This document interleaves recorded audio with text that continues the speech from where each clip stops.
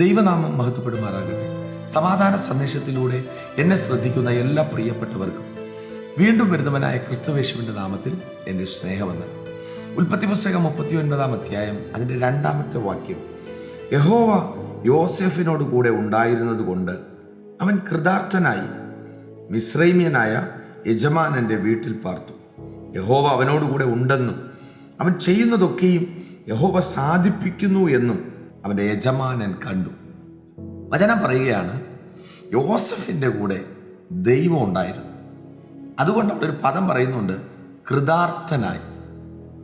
മാത്രമല്ല, യോസഫിനെ വിലയ്ക്ക് വാങ്ങിയ പോത്തിഫർ എന്ന് പറയുന്ന മിസ്രൈമ്യൻ ഇതൊക്കെ കണ്ടപ്പോൾ യോസഫിൻ്റെ കൂടെ ദൈവം ഉണ്ടെന്ന് കണ്ടിട്ട് യോസഫ് ചെയ്യുന്നതൊക്കെ, യോസഫ് തൊടുന്നതൊക്കെ ദൈവം സാധിപ്പിക്കുന്നു എന്ന് ഈ പോത്തിഫർ കാണുക. അവിടെ നോക്കിയേ, ദൈവം സാധിപ്പിക്കുന്നു.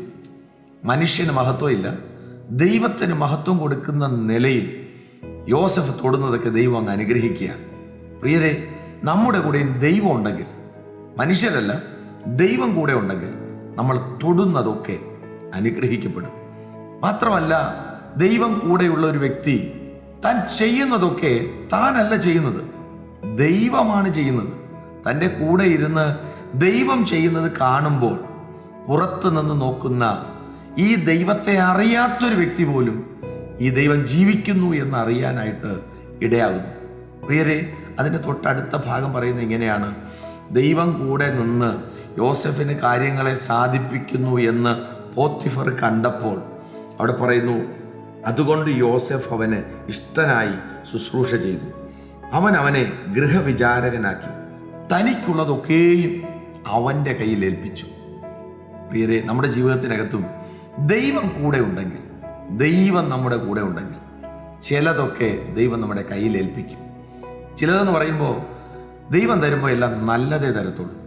ദൈവം എന്തെങ്കിലും ഏൽപ്പിച്ചാൽ നല്ലതേ ഏൽപ്പിക്കത്തുള്ളൂ. മിസ്രൈമ്യനായ പോത്തിഫറിൻ്റെ ഭവനത്തിനകത്തുള്ള ആ ഭവനത്തിൻ്റെ താക്കോലെടുത്ത് യോസഫിൻ്റെ കയ്യിൽ കൊടുക്കുക എന്ന് പറഞ്ഞാൽ യോസഫിൻ്റെ കൂടെ ദൈവം ഉള്ളതുകൊണ്ടല്ലേ. അടുത്ത ഭാഗം പറയുന്നത് ഇങ്ങനെയാണ്: യോസഫിനെ നിമിത്തം പോത്തിഫറിൻ്റെ ഭവനം അനുഗ്രഹിക്കപ്പെട്ടു. ദൈവം അനുഗ്രഹിക്കാൻ തുടങ്ങി. ദൈവം തൻ്റെ ഭക്തൻ മുഖാന്തരം, ഭക്തൻ താമസിക്കുന്ന ഭവനം, ആ ഭവനത്തിൽ എന്തൊക്കെ ഉണ്ടോ അതെല്ലാം ദൈവം അനുഗ്രഹിക്കാൻ തുടങ്ങി. ഈ സന്ദേശം കേൾക്കുമ്പോൾ പ്രിയരെ, നമ്മുടെയൊക്കെ ജീവിതത്തിനകത്ത് ദൈവം ഉണ്ടാകണം. നമ്മുടെ പ്രവൃത്തിയിലൊക്കെ ദൈവം ഉണ്ടാകണം. നമ്മുടെ യാത്രയിലൊക്കെ ദൈവം ഉണ്ടാകണം. മറ്റൊരു വ്യക്തി കണ്ടേച്ച് പറയണം, അവൻ്റെ കൂടെ ദൈവമുണ്ട്, അവൻ ചെയ്യുന്നതൊക്കെ സാധിക്കുന്നു. ഇത് കണ്ടിട്ട് ചില താക്കോലുകൾ തരാൻ കർത്താവിൻ്റെ പദ്ധതിയുണ്ട്.